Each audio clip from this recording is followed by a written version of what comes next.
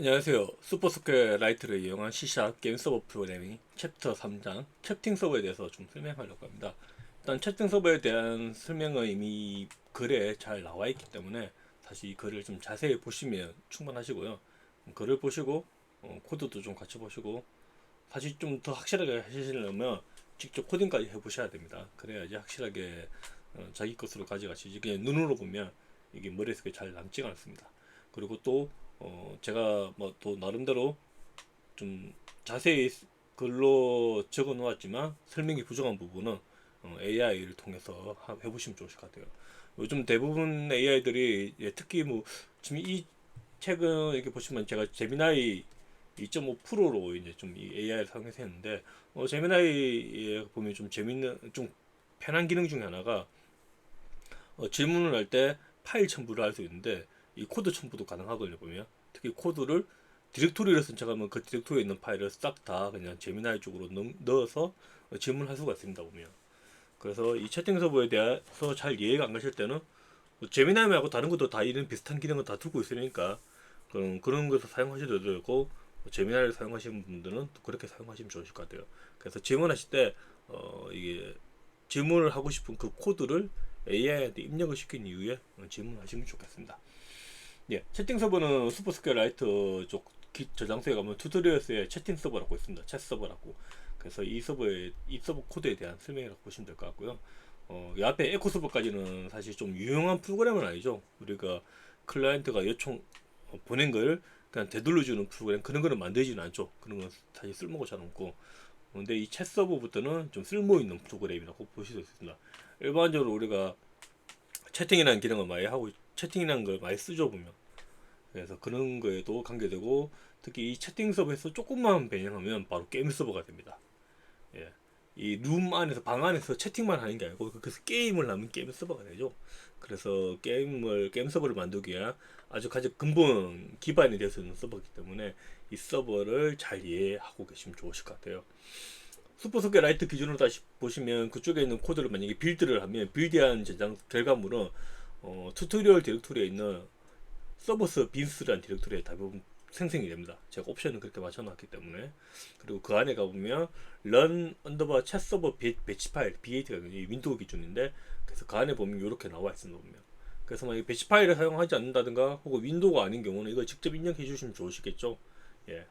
그래서 특히 이거 같은 경우는 채팅 서버부터는 시작할 때 옵션 값을 받게 돼 있거든요. 그래서 그 옵션 값을 실제 챗 서버 실행할 때 사용하고 있습니다. 그럼 여기에 보시면 알겠지만 포트 번호를 뭘로 할 건지 최대 접속자를 몇 개까지 할 건지 하나의 패킷의 최대 길이는 얼마까지 할 건지 이런 게 다 들어가 있거든요. 그래서 이런 것들을 입력해야지 서버가 제대로 실행하기 때문에 그래서 이 배치 파일을 이용하시든가 혹은 배치 파일을 사용하지 않다면 여기 있는 내용을 이용하셔야 됩니다. 채팅 서버 자체는 그렇게 코드가 복잡하지 않고요. 이 정도의 파일이 있고 이게 이제 핵심이고 이거는 이제 로고 관련.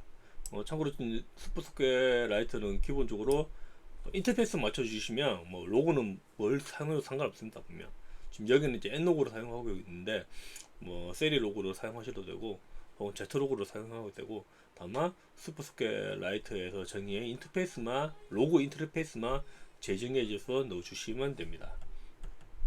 챗 서버의 다이어그램은 이제 클래스 다이어그램 이렇게 됐고 이걸 보면 아마 전체적인 이해를 하시기 쉬울 거예요. 이 메인 서버 이 슈퍼소켓 라이트를 사용한 이 챗 서버의 가장 핵심 클래스라고 보시면 될 것 같고요. 그러니까 슈퍼소켓의 앱 서버가 앱 세션을 이제 항속받고 있죠 보면. 그래서 메인 서버는 룸 매니저를 가지고 룸 매니저는 룸을 관리하고 있고요. 그리고 패킷을 처리하는 패킷 프로세서 이놈이 이제 패킷을 처리하는 관련된 클래스라고 보시면 될 것 같고요. 그래서 여기에 유저 매니저와 핸들러 그래서 패킷이 오면 뭐가 호출돼야 될지 이 핸들을 통해서 호출되고 여기 있는 것들이 그래서 요런 구조로 되어 있다고 보시면 됩니다. 이 구조를 잘 생각하시고 코드를 보시면 좋습니다. 예. 그래서 아까 방금 제가 이야기했던 것들이 여기 다 있고요. 좀 그림이 좀 작긴데 이거 클릭하면 그림이 크지거든요 보면. 그래서 큰 그림으로 보면 좀 글자가 잘 안 보이실 건데 그림을 잘 볼 수 있고요. 그래서 이게 코드 이름 중심으로 제가 시퀘스트 다이어그램을 만들었는데 이 시작할 때죠. 시작할 때 이런 형태로 이런 흐름으로 시작하고 클라이언트 새로운 연결하면 예, 이렇게 가고요. 예, 그리고 로그인 요청하면 또 이런 식으로 가고 그래서 어떤 흐름에 대해서 시퀀스 다이어그램으로 좀 잘 표현해 놨으니까 하나하나씩 이렇게 보시면 될 것 같아요. 그러니까 요거 이거와 이거는 이제 별개라고 보시면 됩니다. 이렇게 점선돼 있죠 보면. 요거 그러니까 요청 단위부터 응답할 때까지가 하나의 어떤 요청 하나의 명령어가 끝난다고 보시면 될 것 같습니다. 그래서 시퀀스 다이어그램도 보면서 코드의 흐름을 또 따라가 보시면 좋으실 것 같습니다. 그리고 이제 뭐 메인 클래스가 메인 서버 클래스가 완전 핵심 클래스도 되고 제일 초반에는 이걸 또 잘 이해하셔야 되겠죠. 그래서 초반에 어떤 식으로 코드가 호출되면서 실행되고 있는지 또 시퀀스 다이어그램으로 표현했으니까 그것도 잘 보시면 좋으실 것 같아요. 이거는 이제 이벤트 핸들러가 되는 거고, 그래서 새로운 연결이 그러니까 클라이언트가 접속하면 클라이언트 세션 객체가 이제 또 뭔가 다른 호출하거든요. 그래서 이게 온 커넥터라 메인 서버에 있는 온 커넥터 호출하고, 그러면 얘는 디스프리터를 통해서 이제 패킷을 보내고 이런 것들을 하고 있습니다. 그래서 이 흐름도 한번 또 잘 기억해 주시고요. 특히 만약에 이 그림 자체가 조금 이해가 안 가실 때는 이 글을 한번 쭉 다 읽고 나서 다시 보시면 또 좋으실 것 같아요. 이제 사실 여기에 있는 것들 다 밑에 다 설명하고 있는데 설명 없이 이걸 또 보면 이게 도대체 무슨 말인가 싶기도 하실 거니까 한번 글을 쭉 다 보고 다시 시퀀스 다이어그램을 다시 보시기도 좋을 것 같습니다. 채팅 서버 설정 값은 이제 커맨드 라인이라는 오픈소스 라이브러리를 사용해서 서버가 시작할 때 아규멘트를 인자를 받아서 그거를 실제 사용하게 되어 있습니다. 보면 그래서 여기에 보면 아까 아규멘트에 이 이름으로 어떤 값을 주면 이 값에 여기에 값이 직접 그대로 들어갑니다. 보면 이게 엄청 사용하면 쉽거든요. 보면 그래서 이것을 이 커맨드 라인 라이브러리를도 사용해 보시면 아주 좋을 것 같습니다. 그리고 챗 서버의 스레드 구조는 챗 서버는 기본적으로 이런 식으로 되어 있습니다. 일단 메인 스레드 프로그램 실행하는 쪽에 스레드죠. 그게 하나가 있고, 그리고 네트워크 iOS는 이제 단넷의 스레드 풀에서 사용되고 있습니다. 보면 그래서 동시에 여러 개의 이게 기본 디폴트로 설정된 스레드 풀의 스레드만큼은 사용할 수 있겠죠. 보면 뭐 거수는 우리가 늘릴 수도 있습니다. 그래서 요는 새로운 연결이 발생했을 때, 연결이 끊어졌을 때, 데이터가 패킷이 왔을 때 이때 이런 것들이 멀티 스레드에서 호출되고 있습니다. 그리고 패킷을 처리하는 스레드는 별도로 패킷 프로세서 스레드를 하나 만들었습니다. 그래서 여기에서 패킷들이 처리, 즉 로직이 여기서 실행된다고 보시면 될 것 같습니다. 자, 이런 구조로 된 이유는 만약 여기 있는 이 처리를 여기서 만약에 하시면 패킷 처리를 멀티 스레드로 하게 되거든요. 보면 이제 그렇게 되면 공유 객체에 대해서 다 락을 다 걸어 주셔야 됩니다. 지금 예를 들어서 채팅 서버 같은 경우에는 방이 공유 대표적으로 공유 객체에 대해서 그죠. 그 유저 매니저도 되고, 그래서 만약에 이 처리를 여기서 하면 어떤 룸에 접근할 때마다 다 락을 다 걸어야 되겠죠. 안 그러면 하나의 방에 동시에 스레드에서 접근해서 조작을 하면 큰 문제가 날 수 있으니까 락을 걸어 주셔야 되고, 그래서 그 락을 안 걸기 위해서 패킷 처리에서는 별도의 스레드로 바로 빼서 여기서 네트워크 이벤트가 발생하면 그 이벤트를 쪽으로 전달해 가지고 여기에서 처리하도록 그렇게 하고 있습니다. 그래서 주요 스레드에 대해서 또 설명해 놨으니까 한번 또 보시면 좋으실 것 같고요. 그리고 메인 서버 클래스 코드를 보기 전에 이 글을 한번 읽고 코드를 보시면 좋겠죠. 그래서 각 여기 있는 멤버 함수들이 멤버 변수나 이런 것들이 어떤 역할을 하고 있는지 좀 설명을 잘 하고 있습니다. 보면 그래서 세부적으로 좀 더 여기에 간단하게 설명되어 있고 이것들을 좀 더 자세하게 이렇게 설명되어 있기 때문에 이거 보시면 코드 자체가 그렇게 복잡하지 않기 때문에 어떤 걸 하고 있는지 쉽게 이해하실 수 있다고 생각합니다. 그리고 메인 서버 클래스의 전체 클래스입니다. 여기 보시면 아까 중에 여기에서 온커넥터 뭐 연결이 발생했는데 여기서 내부용, 그러니까 패킷은 원래 외부에서 내부로 보낼 때 우리가 패킷을 보내죠. 그런데 내부에서 또 패킷을 생성해서 넣었을 거니 보면 그 이유는 아까 이야기했듯이 이런 것들의 처리를 여기서 바로 해버리면 이 멀티 스레드로 호출되거든요. 이 온컨텐트라는 게 한 번에 동시에 여러 개 호출될 수도 있고, 이거와 이것이 동시에 호출될 수도 있고, 그런 식으로 발생할 수 있기 때문에 여기서 바로 처리하지 않고 이렇게 내부에서 사용될 패킷을 만들어서 디스트리부트라는 걸 통해서 패킷 처리 스레드로 전달하고 있습니다. 그래서 주요 함수 호출 다이어그램 아까 위에서 봤던 거하고 대충 비슷한데 조금 행태만 다를 뿐이지 전체적으로 비슷한 그림이라고 보시면 될 것 같습니다. 그래서 클라이언트 접속했을 때는 이렇게 이런 흐름으로 슈퍼스케일라이트 프레임워크에서 메인 서버에 있는 onConnect라는 함수를 호출하죠. 보면 그럼 여기에서 이런 내부형 패킷을 만들어서 내부로 전달하고 패킷 프로세스에서 이제 이것을 처리하고 있습니다. 그래서 여기에서 패킷 프로세스에서 연결과 관련된 작업을 연결이 됐다는 것에 대한 처리를 하고 있고요. onCruise도 뭐 onConnect와 비슷하고요. 보면 그리고 데이터 수신했을 때도 데이터를 바라면 거기서 바로 처리하지 않고 패킷 프로세스를 이렇게 전달하고 있습니다. 디스트리뷰트라는 함수를 통해서. 그리고 패킷 처리는 내부에서 스레드에서 이렇게 패킷 버퍼라는 패킷 버퍼라는 그 어떤 약간 큐와 비슷한 스레드 세이프한 큐와 비슷한 것을 호출해서 뭔가 데이터가 오면 그 데이터를 꺼내서 그 패킷 아이디가 뭔지를 보고 그에 대해 핸들러를 호출해서 패킷을 처리하고 있습니다. 이렇게. 예, 패킷 프로세서가 어찌 보면 로직을 전체적으로 처리하는 주요 클래스라고 보시면 될 것 같아요. 보면. 그래서 여기들은 패킷 처리를 담당하고 이게 제일 핵심이죠. 예, 그리고 사용자 관리, 방 관리 기능도 여기서 관리하고 로직을 이제 처리하다 보니까 그 부분을 여기서 하고 있습니다. 그리고 패킷 핸들을 동력해서 이제 실행하는 메커니즘을 가지고 있습니다. 그래서 처리와 관련된 게 아스키아트 코드 제가 아트로 좀 해놨으니까 이거 한번 보시면 좋으실 것 같아요. 예, 슈퍼서클에서 패킷을 수신하면 메인 서버 쪽에서 온 리시브 쪽에 호출되고 거기에 큐에 넣고요. 큐에 넣으면 패킷 프로세서에서는 큐에서 패킷을 하나 꺼내서 여기 또 여기에서 여기에 있는 큐에 있는 걸 빼내죠. 사실 큐는 여기에 이 객체가 가지고 있죠. 그래서 꺼내서 처리를 하고 있습니다. 예, 그래서 멤버 윈도는 이런 것들이 있고요. 예, 뭐 이거는 그냥 이대로 한번 쭉 보시면 되겠죠. 보면 예, 그래서 뭐 특별한 건 없을 것 같습니다. 예, 그래서 또 보시면 될 것 같고. 이게 이제 패킷 프로세스. 그러니까 스레드에서 워커 스레드에서 이 함수를 계속 호출하고 있죠. 종료할 때까지. 이게 종료할 때까지. 그래서 여기에서는 그래서 패킷이 꺼내서 그거를 이렇게 처리하고 있습니다. 참고로 요거는 이제 이 패킷 버퍼의 데이터가 없으면 요 리시브를 함수 호출할 때 블로킹이 걸리거든요. 그래서 여기서 계속 멈춰 있다가 뭔가 패킷 버퍼의 데이터가 하나라도 들어오면 깨어나서 이렇게 처리를 할 수 있게 되어 있습니다. 패킷 처리 스레드, 패킷 프로세스의 전체 코드는 이렇게 되어 있습니다. 뭐 에러 정의는 에러 패킷 디파인에 되어 있고요. 참고로 이 채팅 서버도 없고 다른 것도 튜토리얼 서버, 튜토리얼 쪽에 있는 코드는 코드가 그렇게 잘 되어 있다고 할 수는 없고요. 그냥 이건 어떤 설명을 하기 위해서 만든 코드들이라서 만약에 이걸 실제 사용하실 때는 적절하게 리팩터링을 꼭 하시는 게 좋으실 것 같습니다. 뭐 이런 같은 경우에 패킷 디파인에서 이런 걸 넣으시면 별로 좋지는 않겠죠. 별도의 파일로 빼시는 게 좋습니다. 이 이제 패킷 아이디고요. 이런 아이디를 가지고 있다. 예. 참고로 요것들이 있는 이유는 우리가 일반적으로 뭐 게임 서버 같은 거 만들다 보면 클라이언트와 서버 간의 통신도 하지만 서버 간의 통신도 하거든요. 보면 그래서 이런 경우에 서버 간의 통신하는 이것은 되게 서로가 신뢰되는 통신이겠죠. 서버끼리 하니까. 근데 만약에 클라이언트에서 이 패킷 해킹해서 서버 간에 주고받는 패킷을 클라이언트에서 보내버리고 그걸 처리하면 큰일 나겠죠. 보면. 그래서 이제 그런 걸 좀 막기 위해서 이렇게 구분을 주고 있습니다. 그래서 클라이언트에서 뭔가 패킷을 보내면 그 패킷 대여폭이 요 안에 있는지 확인하고 있으면 처리하고, 만약에 이 범위를 벗어나면 처리를 하면 안 되겠죠. 보면.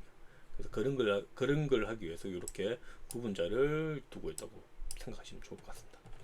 예, 로고는 여기서 이제 뭐 단넷에서 유명한 로고 라이브러리 엔로고를 사용하고 있고요. 근데 뭐 슈퍼소켓라이트는 꼭 엔로고를 사용할 필요는 없습니다. 슈퍼소켓라이트에서 정의된 인터페이스만 재정리하시면 다른 어떤 로고든지 다 사용할 수 있으니까 본인이 또 사용하고 싶은 로고를 사용하시면 됩니다. 그래서 이거 로고 같은 거고, 그 엔로고를 실행할 때 엔로고 쪽 컨피그 파일이 있어야 되거든요. 이걸 통해서 이제 로고 설정을 하기 때문에, 그래서 그거에 대한 데이터도 좀 설명되어 있습니다. 룸 매니저 클래스는 룸을 생성하고 룸을 관리하는 이제 클래스라고 생각하시면 될 것 같고요. 여기에서 크게 일을 하지 않고 좀 많이 하는 건 사실 룸에서 많이 이루어지죠. 룸에 새로운 사람이 들어온다든가 새로운 사람이 나간다든가 채팅을 한다든가, 그래서 대부분 룸에서 이루어지겠죠. 그래서 룸 클래스도 좀 잘 보시면 좋으실 것 같아요. 이게 보시면 뭐 그렇게 특별한 건 없을 겁니다. 참고로 여기 보면, 여기는 보면 룸 유저에서 유저 객체를 또 만들죠. 이게 지금 설명은 좀 아마 뒤에 유저 매니저라는 걸 통해서 새로운 클라이언트가 접속하면 유저라는 객체를 할당해서 관리하는데, 룸에 가면 또 룸 유저를 또 관리하거든요. 보면 이렇게 이제 두 개의 어찌 보면 똑같은 유저를 가리키는 건데 하나는 유저 매니저에 있는 유저, 그리고 룸 안에서 룸 유저를 이렇게 별개로 만드는 이유는 사실 여기서는 크게 큰 의미 없지만, 만약에 서버를 만들었을 때 이 클라이언트가 비정상 종료 처리가 돼가지고 이 비정상 종료 처리된 유저가 다시 서버에 접속했을 때 재입장을 시킬 때, 그런 거 하실 때 이렇게 별도로 유저 객체를 나누기 좋습니다. 이걸 만약에 유저 매니저에서 관리하는 유저 객체를 그냥 룸에서 그대로 사용하면 접속이 끊어지면 유저 매니저에 있는 유저 객체를 삭제를 해야 되거든요. 그러면 재접속 처리할 때 꽤 까다로워질 수가 있습니다. 그래서 이 부분은 뭐 지금 당장 여기는 필요는 없겠지만, 이렇게 룸 유저 객체라는 걸 만들어서 재접속 처리에도 충분히 잘 할 수 있도록 하기 위해서 기반 작업을 했다고 생각하시면 좋을 것 같습니다. 예.